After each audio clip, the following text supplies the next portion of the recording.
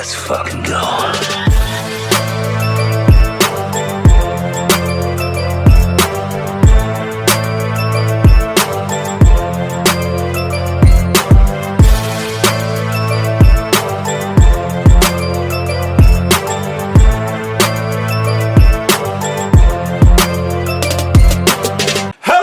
Welcome to the Comic Game Movie Show. My name is Deshaun, and today I'm here to review Season 1, well, potentially Season 1, we'll see, of Marvel Zombies. Yes, Marvel Animation has come out with a TVMA Marvel Zombies series. It is a spin-off of the Marvel Zombies episode in What If. Now, we had all kind of speculated with the What If show, particularly the first two seasons, because there were episodes of that show that could extend to be something more. Biggest one being the T'Challa episode. Another one being Marvel Zombies. There was a couple episodes in the show that you could totally see being actually extended, like the Captain Carter stuff. Like, you could have easily have seen them make an entire spin-off series about Captain Carter and what she was doing in this alternate reality.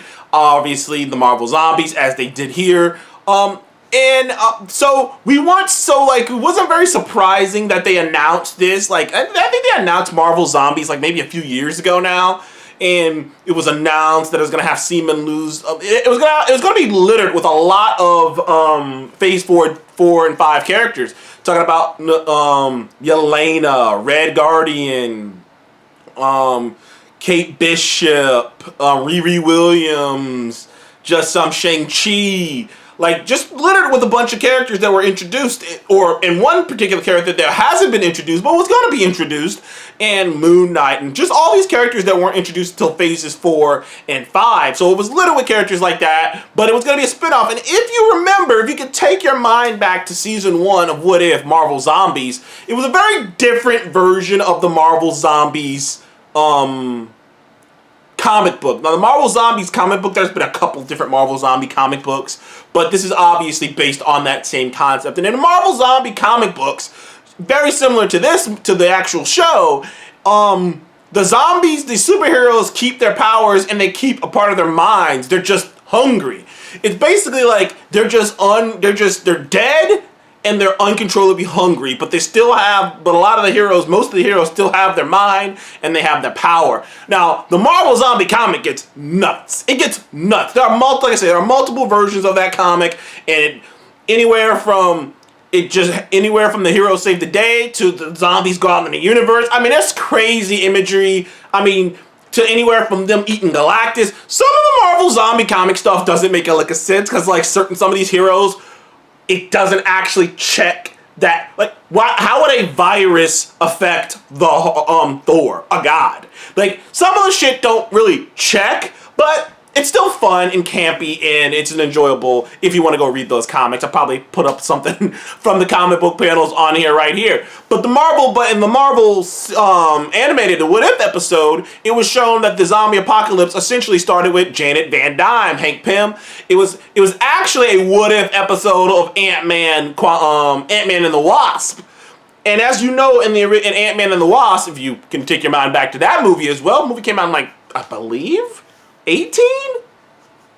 I believe it was 2018. I think it was 18. It might have been 19. Either way, that movie came out in 18, and the entire plot of Ant-Man and the Wasp was about them trying to figure out a way to go into the quantum realm to save Janet Van Dyne. Like, that was the whole thing, is Hank trying to find his wife and save her. And he did. He went down there, found her. She was surprisingly okay. Now we find out that she figured out how to work the quantum mechanics or whatever to be okay. She was basically, what we find out in Quantum Mania is there's actually a whole world down there that we didn't get to see. But in that movie, we just figured, oh, well, that's weird. She's just okay. That's interesting. Whatever. But in this version, this What If episode, she contracted something down there, which is plausible because who knows what the fuck could happen down in the quantum realm. And she became a zombie, and they came back and then started infecting everyone, especially the Avengers, because since they were shrunk down,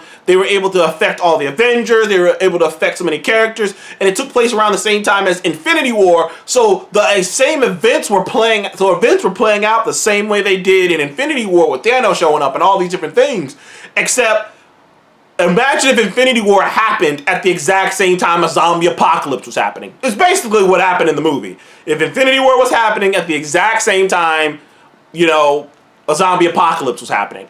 And we saw, you know, and if you saw the What If episode, it ended with Spider-Man surviving and for Scott Lang being ahead, him, T'Challa, and someone else, I can't remember off the top of my head, him, T'Challa, and, well, I think it was just him, T'Challa, and Scott going off to, you know, go into Wakanda to try to save the world, but then it ended with zombie Thanos. And this show picks up 5 years after those events, and it centers around Kamala Khan. And this, first of all, the first episode of this is such a huge deal in terms of representing what the Young Avengers / the Champions can be. I have to tell you, it was a treat to see Kamala Khan, Riri Williams, and Kate Bishop bounce off of each other. We've heard rumors, and we've seen the post-credit scene of Kamala trying to recruit Kate Bishop at the end of Marvels, but we also have heard multiple rumors that they're gonna do this Champions thing, that they might actually introduce the concept live action as soon as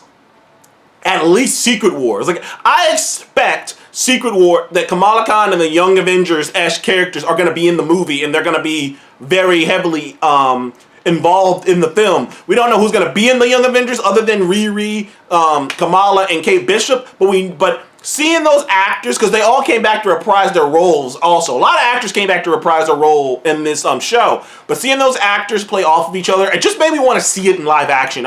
Those are three of the best best characters that Marvel has introduced and have shown so much depth to them that I just want to see more of them. But we start off on them, and the show right off the bat shows it, like, kind of pushes the idea that this is TVMA. There are blood, it is guts, people are dying.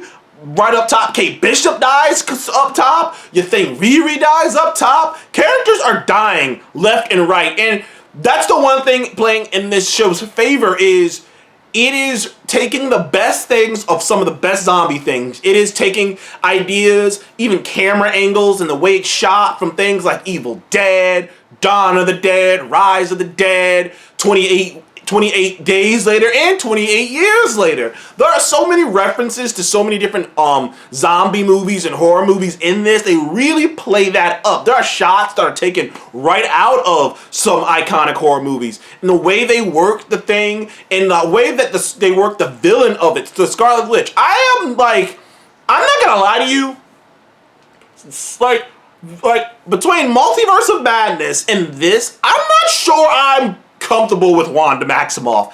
She shows time and time again that she is a scary individual, and not scary in a good way, scary in a I don't know what she's gonna do. She's an unstable element, and then you see in the show, she is scary as fuck. Also, Elizabeth Olsen comes back to voice her, and she is just creepy and scary in her calmness. There's just something freakily scary about Wanda in this show. She's terrifying, and she's the villain of the show, the Queen of the Dead. But the thing that was so interesting about the show is how they work so many of the MCU things into the show. For instance, when on Kamala's journey, because you really follow Kamala's really the main protagonist. You're really following her as she meets Blade, Moon Knight. But I'll get into that in a little bit. She runs into Yelena Belova and the Red Guardian and her mother and whatnot, and because obviously the events of Black Widow took place not that long ago, so they're all free, but they're surrounded by zombies, and you find out that they use the same shit that was used to control widows to control the zombies, and I was like, that's such a clever use of Marvel lore. Or how Zemo, who's here being a dick as per usual, somehow broke out of the raft and started using the giant raft, the prison, as almost as a mobile city at sea, and that was clever. They do multiple things like that throughout the course of the show where they use MCU things and just make a lot of sense. If there was a second character you're following, it's probably Simu Liu's Shang-Chi, and Shang-Chi is awesome in this, and like the way that he meets his dad, like the way they play with the circumstances and what happened and when it happened, it was great. It was a fun fucking time. It's bloody, it's gory, and it has a surprising amount of heart coming from Kamala Khan. Scarlet Witch is a terrifying villain, and I think she's done well. There's a concept with the Hulk they do in this that was very fascinating. Yeah, by the end, it wasn't a bit rushed. I feel like it could have used a couple episodes. I think it could have used a couple more episodes to flesh out some things. I think like it suffered from the same thing that a lot of Marvel movies and shows suffer from, which is it just doesn't have enough time to cook the way it could have.